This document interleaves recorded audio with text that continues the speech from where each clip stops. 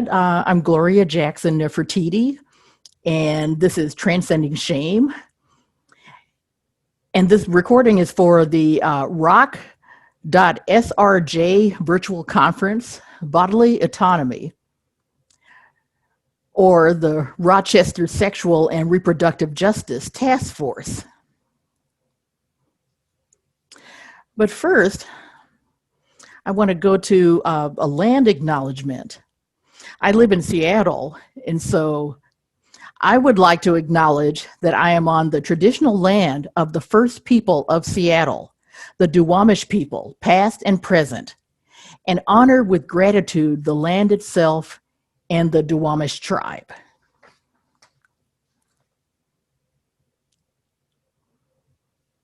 And I'm just going to show, like a couple or so slides of people who definitely are not ashamed. People who I think have definitely transcended shame, or at least are in the process of it. So I want to start with Lizzo. She always has lots of quotes that I like, and this is just one of them. I made the decision that I just wanted to be happy with my body and happy with who I am.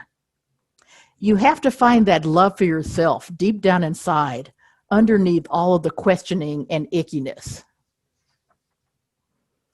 And by the way, I'm going to, later on in the class, toward the end, I'm going to have another slide of Lizzo. It's in the section that I call people who society thinks should be ashamed, but aren't. And this is Stella Young, who was a disability activist who passed away a few years ago. I like this quote, to live unapologetically in a body you're consistently told you should be ashamed of is a political act.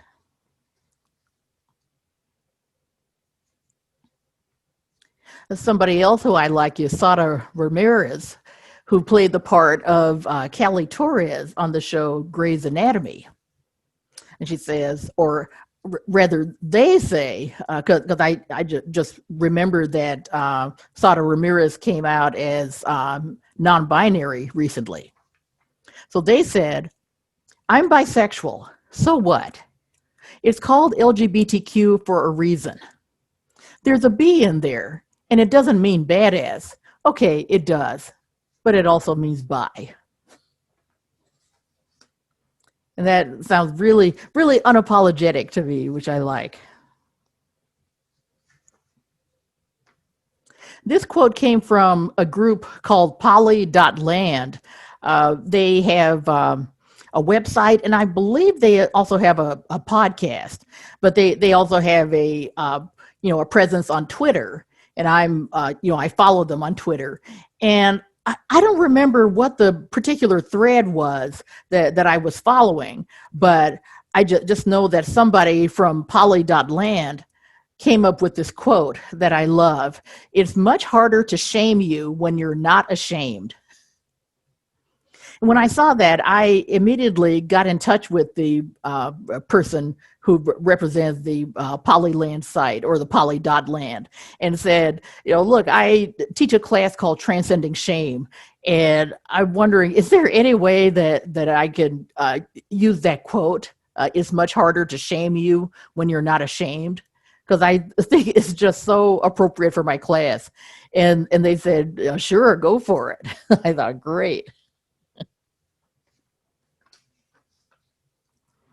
And then is a quote that I came up with. I believe this was last year sometime. I was going to be teaching somewhere, and that morning I was kind of drifting in and out of sleep when this quote just popped into my head. And I thought, hey, that's great. That's kind of profound. I definitely need to put it on my slides. And so that's what I did. That's exactly what I did. Okay, so a little bit about me before we go any further. So again, I'm Gloria Jackson-Nefertiti. I'm a poet, public speaker, singer, photographer, performance artist, artist model, breast cancer survivor, and I'm going to come back to that. bisexual, polyamorous, and former fundamentalist Christian and cult member. And now the reason I want to get back to breast cancer survivor is because when I was diagnosed in December 2013, that diagnosis really ended up being a gift for me. And I know that sounds strange, but it's true.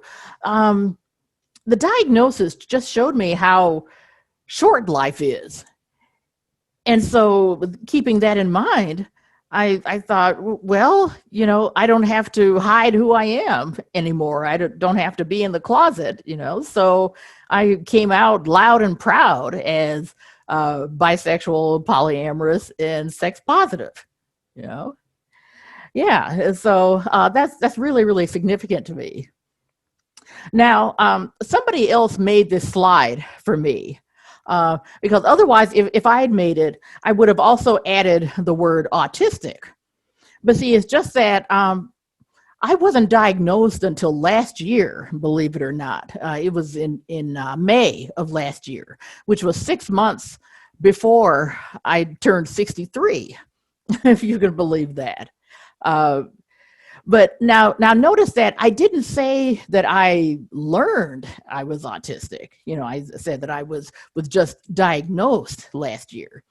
The reason I didn't say that I learned is because I kind of had an inkling for the past 15, 20 years that I was probably autistic.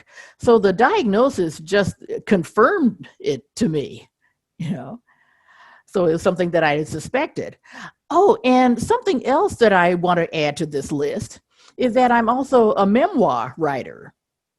I'm working on my memoir right now, and it has the working title, A Different Drum.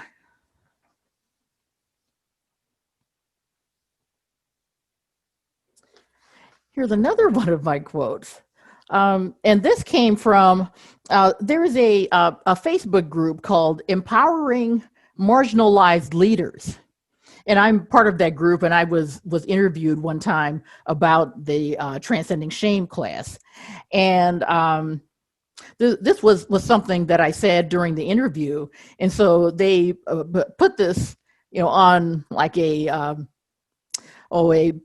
picture profile, I guess is what you would call it, And one of the reasons why I really like this quote, well, besides it being one of my quotes, is because it tells why I do what I do. It tells why I teach this class, and says that I empower by sharing my story with others and showing them what's possible in their lives. What makes me feel empowered is being listened to and having my story believed. And then the next slide will, tell, give other reasons, why I like to teach this class. It's because I'm interested in helping others to, 1, identify shame, 2, recognize shaming behavior, and 3, finally, to transcend shame. Now, I should say that in the next slide, coming up on the next slide, is what I think is the best distinction that I ever heard that shows the difference between guilt and shame. This came from John Bradshaw, whose all-day shame workshops I had the privilege of attending at least a couple of times in the mid-1980s when I was still living in Portland, Oregon. Now, he wrote a book about shame that was just extremely important in the area of shame. It was called Healing the Shame That Binds You. And I'll be referring to it throughout this talk. I also refer to it on the handout that I hope everybody has, called 4 Ways to Transcend Shame. So I'll be referring to it. But in the meantime, let me just go to that next slide, and I'll show you the difference between guilt and shame. So the difference between guilt and shame: guilt says, I made a mistake. Shame says, I am a mistake. I need to say that again for it to really sink in, because if you're anything like me and most people who hear this for the first time, it just kind of blows you away at its simplicity. Guilt says, I made a mistake. Shame says, I am a mistake. Yeah, the first time I heard John Bradshaw say that, I thought, whoa, that makes so much sense. Now, when I was in the process of doing research for this talk in early 2017, it dawned on me that I hadn't heard anything about John Bradshaw, for several years. So I, wondered what he was up to or what he had been doing. So I Googled his name, and I found out that he had passed away in 2016. So now I feel like I'm carrying on his legacy of teaching as many people as possible about shame.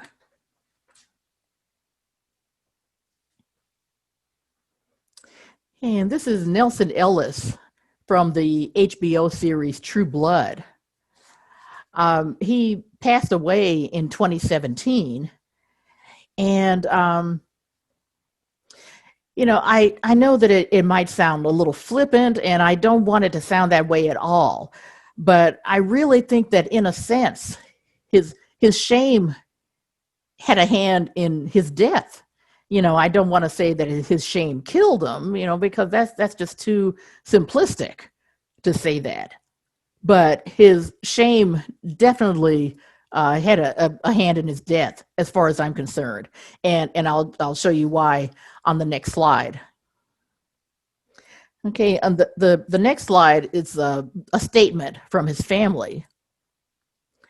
It said, Nelson's father had bravely agreed for me to share the circumstances of Nelson's heart failure. Nelson had suffered with drug and alcohol abuse for years. After many stints in rehab, Nelson attempted to withdraw from alcohol abuse on his own. On the morning of Saturday, July 8th, after 4 days in Woodhull Hospital, Nelson was pronounced dead. Nelson was a gentle, generous, and kind soul. He was a father, a son, a grandson, a brother, a nephew, and a great friend to those that were lucky enough to know him. Now, here's the part that makes me think that his shame had something to do with his death. It said Nelson was ashamed of his addiction and thus was reluctant to talk about it during his life. His family, however, believed that in death he would want his life to serve as a cautionary tale in an attempt to help others. I know that was kind of heavy, so everybody could just breathe in and breathe out. And just take a break, take care of yourself. Always be mindful of self-care. And if you hear anything that triggers you, feel free to get up and walk away, or to turn this off, maybe put it on pause for a while. Just whatever you need to do to take care of yourself, please do that. So what is shame? Okay, in these next couple of slides, I'm going to be referring again to John Bradshaw's book, Healing the Shame That Binds You. And I'm just going to read some excerpts from it. But what is shame? Toxic shame, the shame that binds us, is experienced at the all-pervasive sense that I am flawed and defective as a human being. Toxic shame is no longer an emotion that signals our limits. It is a state of being, a core identity. Toxic shame gives you a sense of worthlessness, a sense of failing and falling short as a human being.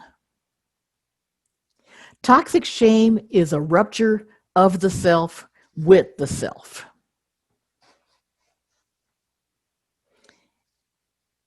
And then here's another quote from the same book.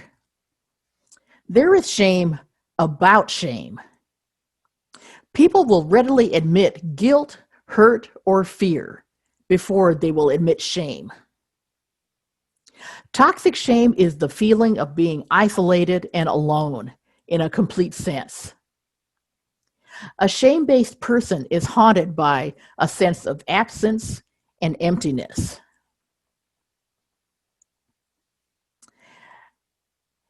And now, with this next slide, I'll warn you that I'm being really vulnerable and that I'm going to share something that I've never shared in this class before.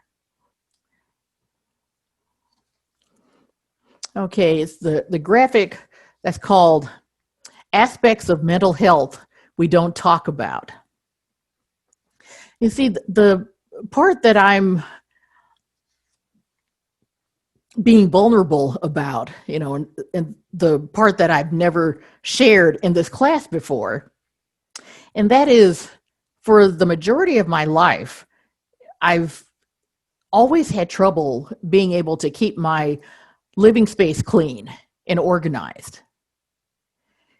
And I knew I wasn't lazy, but I just didn't know, what the problem was, why I couldn't get it together. And people over the years would get upset with me about it.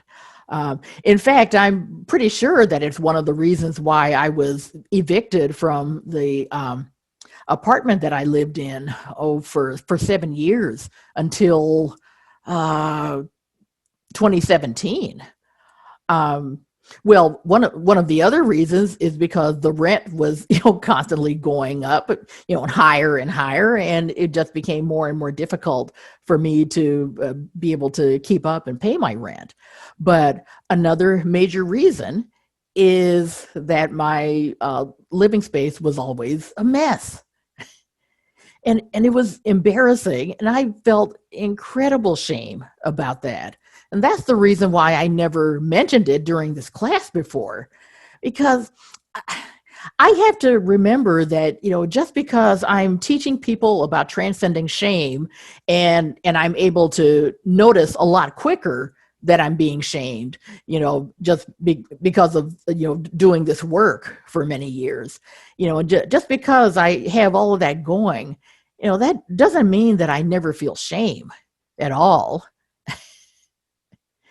And it also doesn't mean that I have it all together or that I'm perfect. I'm human, and that's never going to change. You see, actually, let me go ahead and read through this, and I'm going to say some more about it. I've got plenty to say about it. Aspects of mental health we don't talk about: inability to clean and cleaning, and overwhelm. Many people with mental illness, most commonly depression and anxiety, struggle with cleaning. Depression is more than just being sad. It often comes with a lack of energy and ability to complete daily tasks.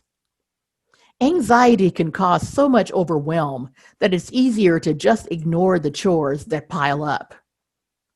We want to clean, but we can't. It's not laziness, but another manifestation of our mental illness. You are not alone. You are not lazy. I know you feel ashamed. Don't. Things can and will get better. It was so important for me to see this. I do have mental illness. I have depression and anxiety, but I also have PTSD and ADD. And as it says here, depression is more than just being sad. It often comes with a lack of energy and ability to complete daily tasks.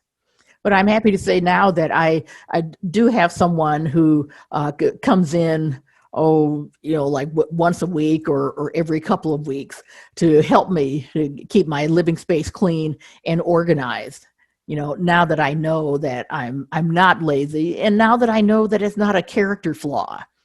But it's really interesting that because of the shame I felt, I would isolate in a way. I didn't want anybody to know about this, and that's why, I'm just telling you now, and I'm I'm really glad to be telling you. And hey, yeah, thanks so much for listening.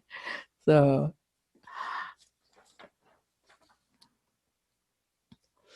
now going on. Okay, what are some of the ways you can recognize when you're being shamed? Someone will use phrases such as, "How could you do that?" Or "You never," or "You always," or "You should know better." Now, that's definitely one of my late father's phrases. To give you a little bit of background, I'm the second oldest out of 8 kids. Okay, and my late father had this idea that somehow there were certain things that we were supposed to know, my older sister and I, because we were older, we were just supposed to know certain things, even, whether or not we were taught, which makes no sense at all. But that was how he operated. And so I remember, times where if I didn't know something that he thought I should know, that he would just corner me and shake his finger at me and repeat himself over and over again, saying, "Now you're older, you're supposed to know better." And I don't know what I could have said to that, but I just know that I would feel really, really worthless, and it would feel so much shame. But anyway, yes, those are some ways that you can recognize when you're being shamed.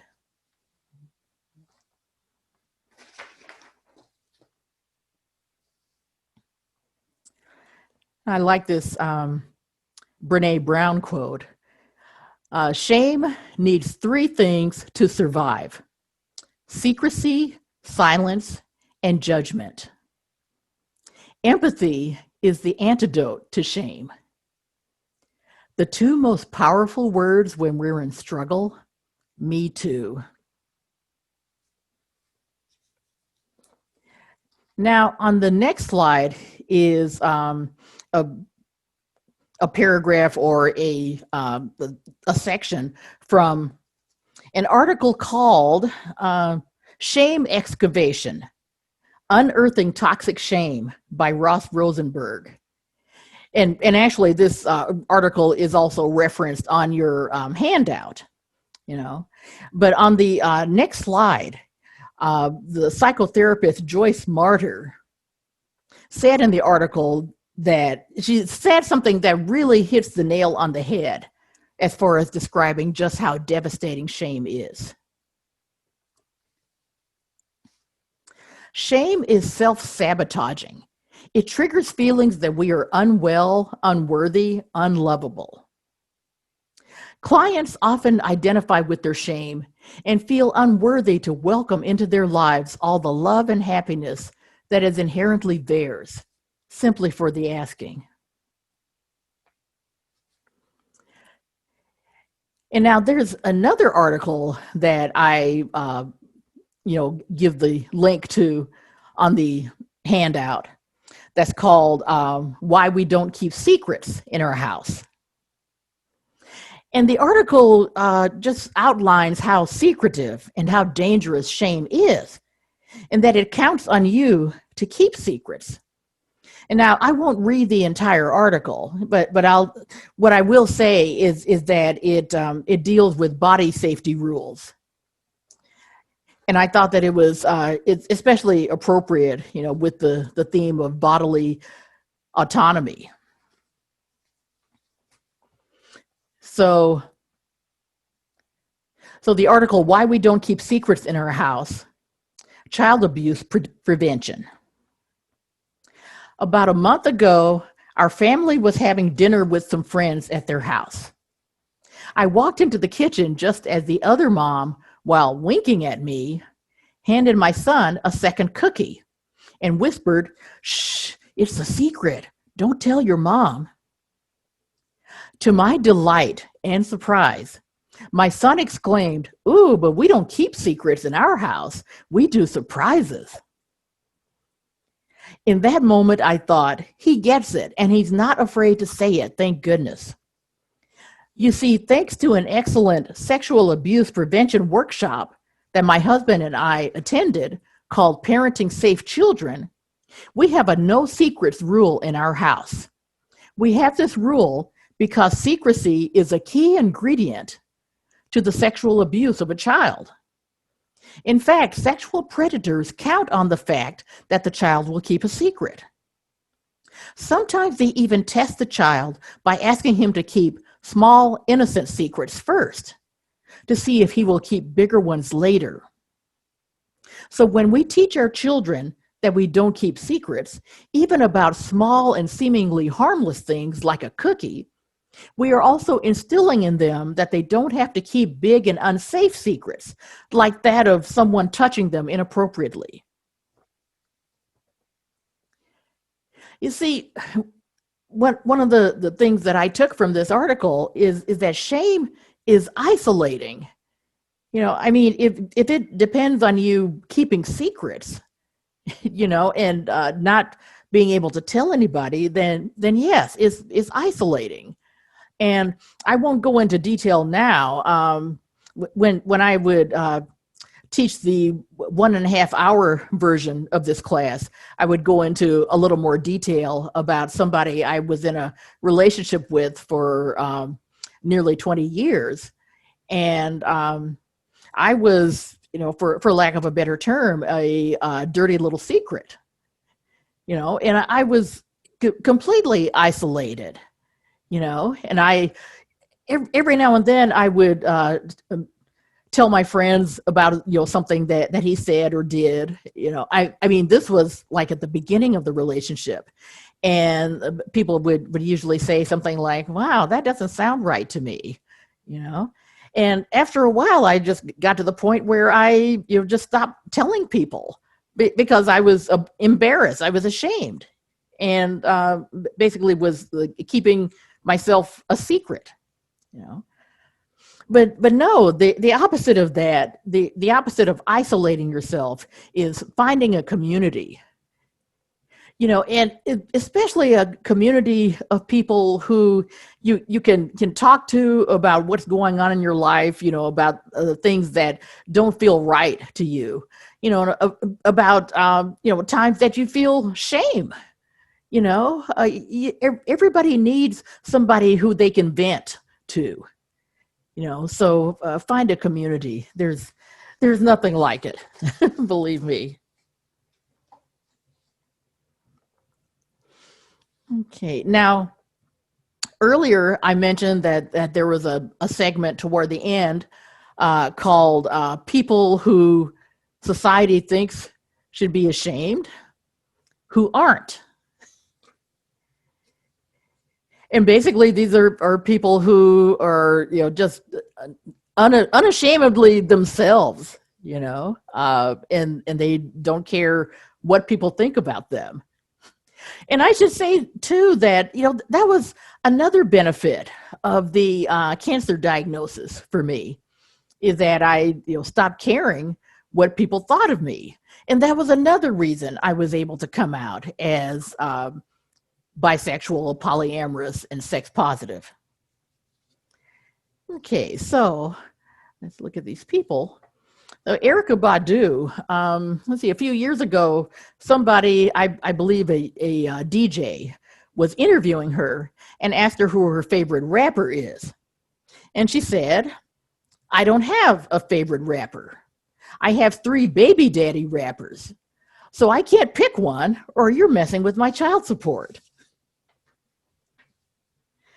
And of course, people, would be really self-righteous and look down on her and say, how dare she, have 3 kids by, 3 different fathers, and I mean, she's totally open and honest about it. And from what I've heard, all the fathers are involved in the kids' lives, you know, and as far as I'm concerned, you can't have too much love in your life, so it sounds like she's doing something right.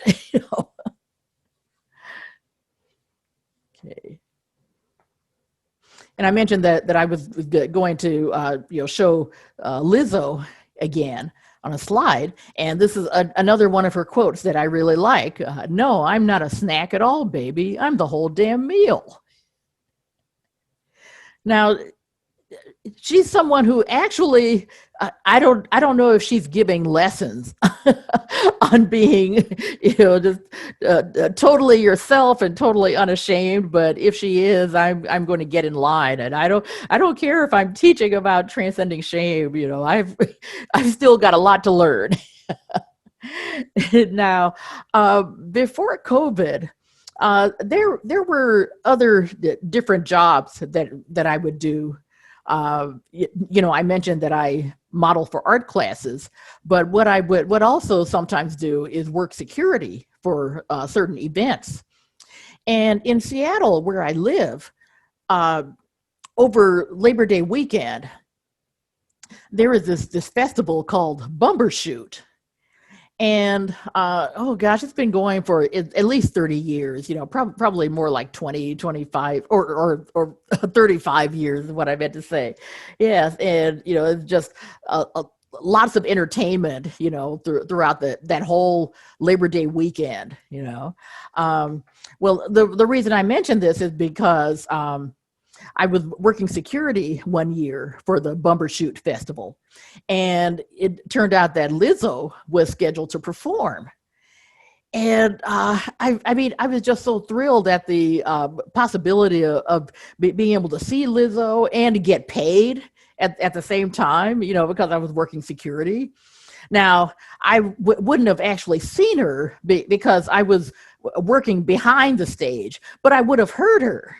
Well, unfortunately, her appearance was canceled because she had a bronchial infection. You could imagine there were a lot of people disappointed, including me. So I thought, oh, it's not fair. I was so close. Okay, so next I'm going to go through the handout of 4 ways to transcend shame. Number 1 is love and forgive yourself. And here's a quote, another quote from John Bradshaw. Toxic shame's greatest enemy is the statement, I love myself. To say I love myself can become your most powerful tool in healing the shame that binds you. To truly love yourself will transform your life. And of course, that's from the book, Healing the Shame That Binds You by John Bradshaw. Rest in peace. 2, accept yourself unconditionally. This is something that takes time and practice. A good therapist can help facilitate self-acceptance, thus reducing shame. And I will have to say that I have a great therapist. I feel, really, really fortunate because I've also had some, not so great therapists.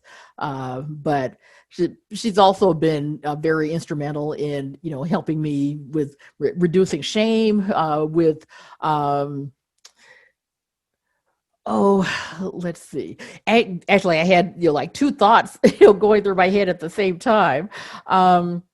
She is also sex positive and poly friendly, kink friendly, and LGBTQ friendly. And as I go on, I'm going to mention these online resources, and one of them is finding a sex positive therapist. And she happens to be listed there. So, but let's go on. Number 3. Remember that shaming words and behaviors say more about the person doing the shaming than the one being shamed. You are not the cause. 4, avoid people who somehow can't recognize what you have going for you. Me, I finally resolved to never again enter a relationship with anyone who is unwilling or unable to see my awesomeness.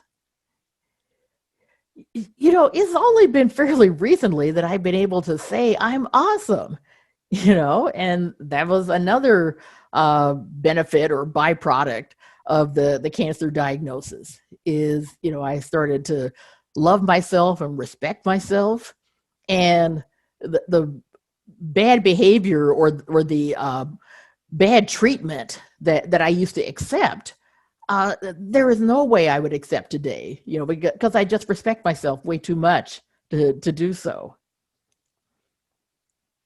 Okay, now online resources. So the first one listed is finding a sex positive therapist, and the link takes you to I believe it takes you to the it takes you to the article called finding a sex positive therapist. And I got a little mixed up because there's also the kink friendly professionals list, where there are therapists and people of all different professions, and then the poly friendly professionals, but so the finding the sex positive therapist is definitely a great place to start. 2, what we get wrong about shame. Why is shame such a painful emotion, by Jane Bolton, and that's another really good article. 3, shame excavation, unearthing toxic shame, by Ross A. Rosenberg. And this is one of the articles that I quoted from earlier. And here's another good quote from the same article. Like moss, shame grows in the dark. Vanquish it by bringing it into the light. 4, here's the other article that I read from, Why We Don't Keep Secrets in Our House, Child Abuse Prevention, by Melissa M., Denver Metro Moms blog. And here's another good quote. Secrets are meant to be kept quiet forever, and they're often to protect something that would make people unhappy. And there's the secrecy and the isolation again. So something that you definitely want to guard against, which you can do by like I said, joining a community or finding a community. And the last thing, 5, is the Loving Without Boundaries podcast interview with me, where I talked about the Transcending Shame workshop. And let's see, this was in summer of 2019, I believe it was, that this took place. And that was just a, really, really fun interview. And so, so yes, as the slide here says, and also as the handout says, please feel free to consider me as a resource. And so you can stay connected with Transcending Shame, by, you can email me if you have any kind of questions. I'm at notgloriajean@gmail.com, or you can go to my website, notgloriajean.net. And, I have to warn you that, since COVID, I haven't really updated it. It lists a lot of places where I was going to present, but that was before COVID. And, and now all these places where I was going to present, they were all postponed, or canceled, Yeah. So, and let me say too, that, There's a story behind the not Gloria Jean. Okay. Um, on Twitter, my username is Gloria JN. And I think it's the same on, some other websites as well. But when people see the Gloria JN, they think it's short for Gloria Jean. And so, every now and then somebody will greet me and they'll say, "Hey, Gloria Jean." And I have to tell them, "No, my name's not Gloria Jean." so so anyway, um, so I think that's all I have for now.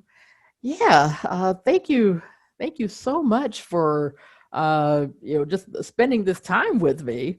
And I always love to share this information. And again, if you have anything, maybe any questions that come to you afterwards, or weeks later or whatever, please feel free to get in touch with me. Because I always love to talk about this stuff.